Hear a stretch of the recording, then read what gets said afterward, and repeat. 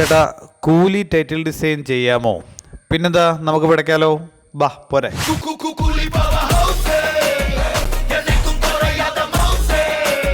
ആദ്യം തന്നെ നമ്മൾ ഇല്ലുസ്ട്രേറ്റർ ഓപ്പൺ ചെയ്യുക. ഇല്ലുസ്ട്രേറ്ററിൽ പുതിയൊരു ഫയൽ നമ്മൾ ക്രിയേറ്റ് ചെയ്യുന്നു. ഫയൽ ന്യൂ ക്രിയേറ്റ് ചെയ്യുന്നു.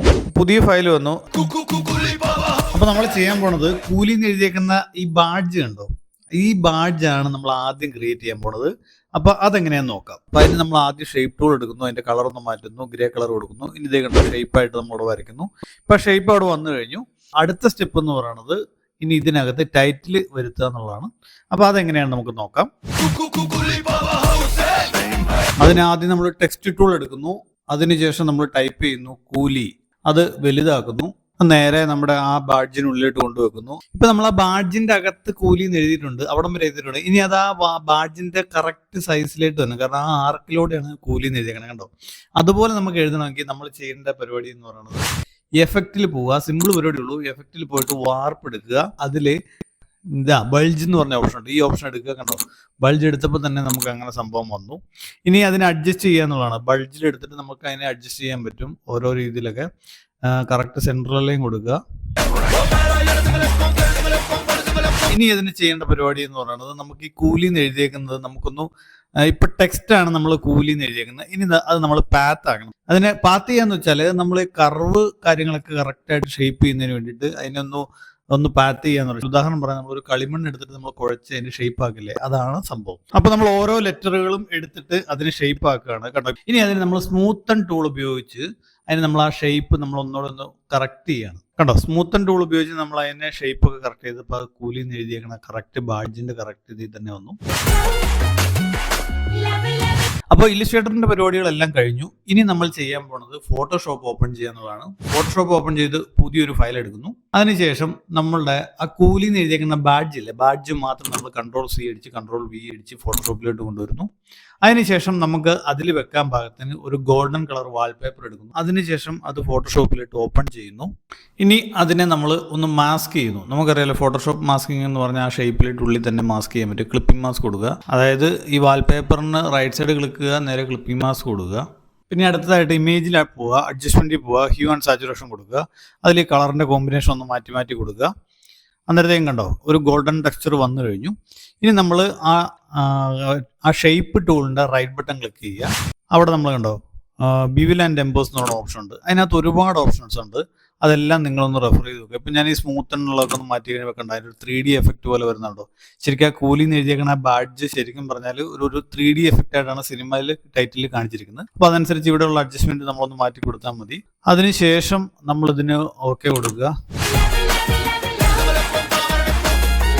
അപ്പൊ ഇനിയുള്ള പരിപാടി എന്ന് പറയുന്നത് കൂലി എന്ന് എഴുതിയേക്കുന്ന ടൈറ്റിൽ ടാഗിൽ ഒരു ഫ്രെയിം ഉണ്ട്. ആ ഫ്രെയിമാണ് ഇനി ക്രിയേറ്റ് ചെയ്യാൻ പോണത്. ആ എലിപ്സ് ടൂളിന്റെ ആ ഷേപ്പ് ടൂളിന്റെ ഒരു കോപ്പി എടുത്തിട്ട് നേരെ അതിനകത്തോട്ട് ചെറുതാക്കി വെക്കുക. അപ്പൊ അതിന് ചുറ്റും ഒരു റൗണ്ടിന്റെ ഒരു കണ്ടോ, ഇപ്പൊ അത് റൗണ്ട് ഫ്രെയിം വന്നു.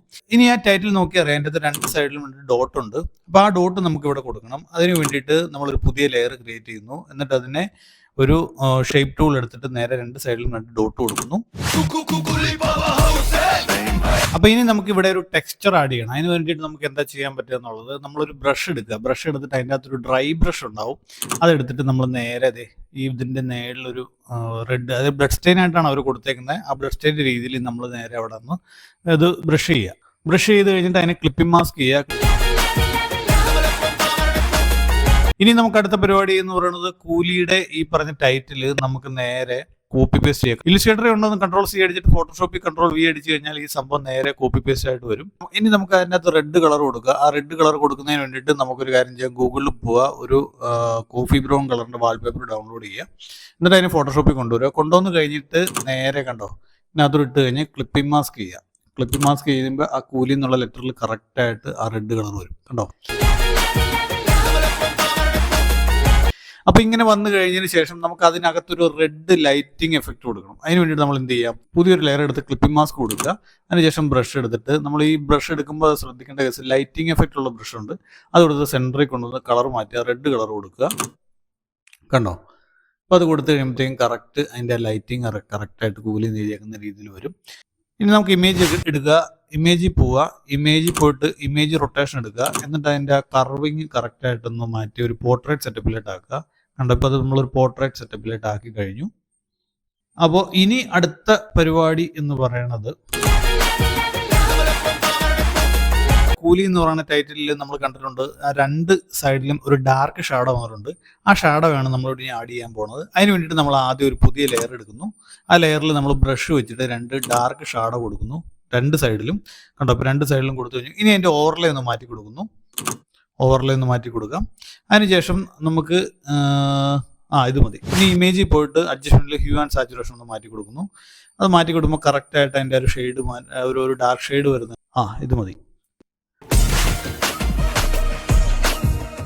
അപ്പോൾ ഇനിയുള്ള പരിപാടി എന്ന് പറയുന്നത് നമുക്ക് അതിനകത്തൊരു ബാക്ക്ഗ്രൗണ്ട് കൊടുക്കണം. നമ്മൾ ആദ്യമേ എടുത്ത ആ കോഫി ബ്രൗണിൻ്റെ ബാക്ക്ഗ്രൗണ്ട് നമുക്ക് ഫോട്ടോഷോപ്പിലേക്ക് ആഡ് ചെയ്യാം.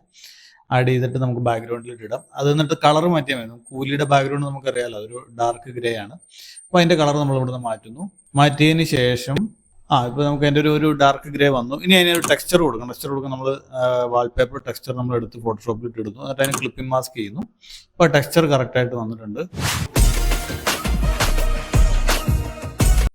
ക്യാമറ റോ ഫിൽറ്റർ എന്ന് പറഞ്ഞ ഒരു സംഭവമുണ്ട്.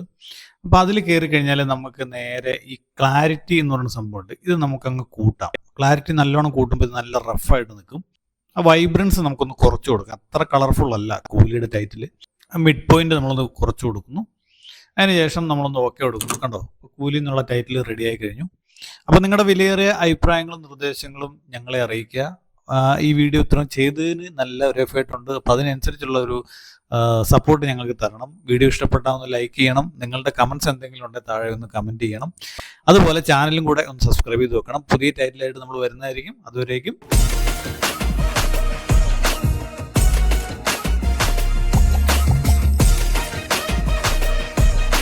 அலங்கமதிரட்டுமே